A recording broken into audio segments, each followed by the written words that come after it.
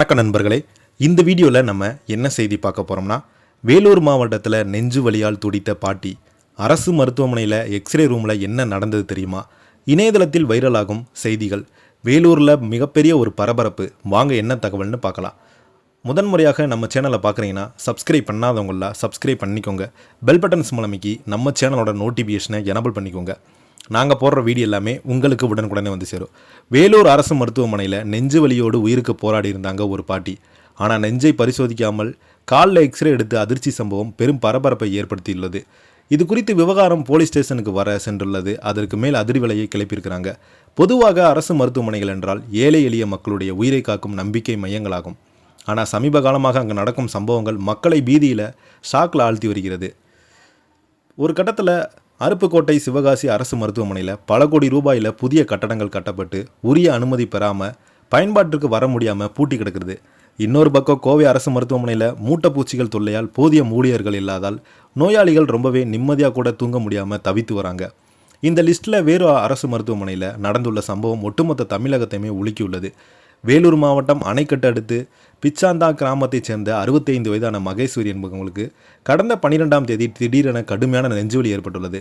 அணைக்கட்டு அரசு மருத்துவமனையில் சென்றவரை பரிசோதித்த டாக்டர்கள் இதயத்தில் பாதிப்பு இருக்கிறது, உடனே வேலூர் அரசு மருத்துவக் கல்லூரிக்கு மருத்துவமனை சென்று விடுங்கள் என்று அனுப்பியிருக்கிறாங்க.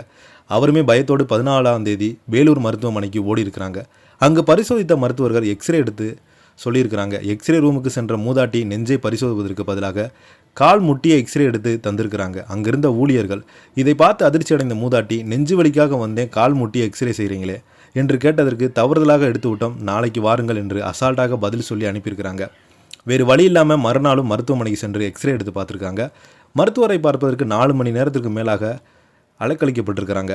வேதனை தாங்க முடியாமல் வேலூர் தாலுகா போலீஸாரில் புகார் கொடுத்துருக்காங்க அந்த மூதாட்டி. அந்த புகாரில் எனக்கு கடந்த 12ஆம் தேதி நெஞ்சுவலி ஏற்பட்டது. இதனால் சிகிச்சைக்கு அணைக்கட்டு அரசு மருத்துவமனைக்கு சென்றபோது அங்கு பரிசோதித்த டாக்டர்கள் இதயத்தில் பாதிப்பு உள்ளதாக தெரிகிறது.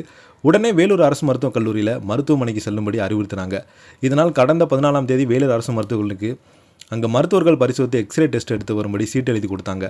இதனால் எக்ஸ்ரே எடுக்கும் அறைக்கு சென்று அங்கே இதயத்திற்கு பதிலாக என் கால் முட்டி எக்ஸ்ரே எடுத்தாங்க. இதை பற்றி அதிர்ச்சி அடைந்த நான் நெஞ்சுவலிக்கு சிகிச்சை வந்தால் கால் முட்டை எக்ஸ்ரே பண்ணுறாங்கன்னு சொல்லியிருக்கிறாங்க.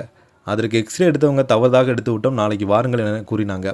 நெஞ்சு வலியோடு ஒரு துடிதுடித்து ஒரு மூதாட்டி இப்படி ஒரு அலட்சியமாக நடத்திய வேலூர் மருத்துவமனை ஊழியர் போக்கு பொதுமக்கள் மத்தியில் பெரும் அதிர்ப்பையும் கொந்தளிப்பையும் ஏற்படுத்தியுள்ளது.